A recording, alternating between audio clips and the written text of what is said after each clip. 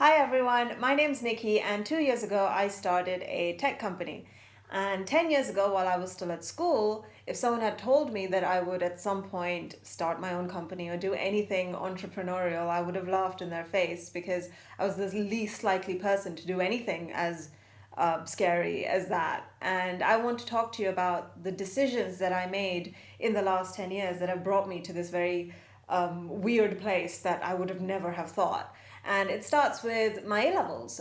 When I had to decide what course to study at university, the most natural thought for me was to do medicine because I have 4 generations of doctors in my family. I took biology and chemistry and maths, and I thought that's what I'm going to do because that's what I'm supposed to do. I applied for the courses. I didn't get a place anywhere, and I realized that that was probably because I didn't actually want to be a doctor. I was doing it because I felt like it was the right thing to do. So I decided to take it a bit slower and think about what I wanted to do at university. And I remember it was the last day of my A levels when the last lessons went by, and last biology lesson I didn't care, last chemistry lesson didn't care, but the last maths lesson I was close to tears thinking I can't have a world where I don't do more maths. So I decided to do maths at university. And 3 years of university were amazing. It was difficult, but it was the good kind of difficult, the kind of difficult that I wanted to tackle and deal with.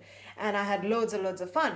But then another big decision came round. What am I going to actually do as a job? And the thing about maths degrees is that most people go into finance. And I made a similar decision thinking I'm good at numbers, I want to work with people, so I'm going to work in finance. So I got my first job in finance. And this is when another big blow happened. I realized for the first time in my life, I was doing a job that I did not enjoy. And because I didn't enjoy it, I didn't want to achieve success in it. I didn't want to carry on. And that had never happened to me before. So I made the decision to leave the job because I didn't enjoy it. And now, 3 years out of university, I had to actually think about what I enjoy. What do I want to do with my life? And when I was 17, I started tutoring. It was just a side hobby, something I did outside of school. And after I left my first job in finance, I decided to do more of that just to see how things go. And I realized just how much I loved it, and how much it was the case that something I loved was always there, and I never really just gave it much thought. So I decided that I wanted to do more of that. I wanted to make a career out of helping people learn. And the only way to do that was to start a company that allowed me to do it.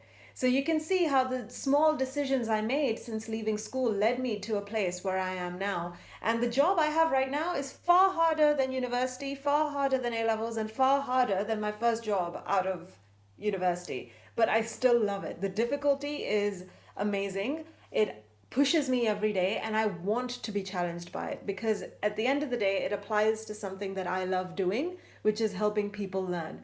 So my advice to you, if you don't know what you love, is to be brave enough to try different things and have the courage to walk away from things that you don't enjoy, because that's just going to help you figure out what you do enjoy.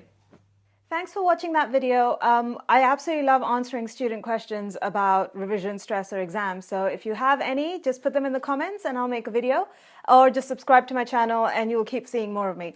I'm also making some exam style questions for A-level maths students. So if you do A-level maths and are looking for something a bit different to help you revise, then go to market.education and try some of our questions.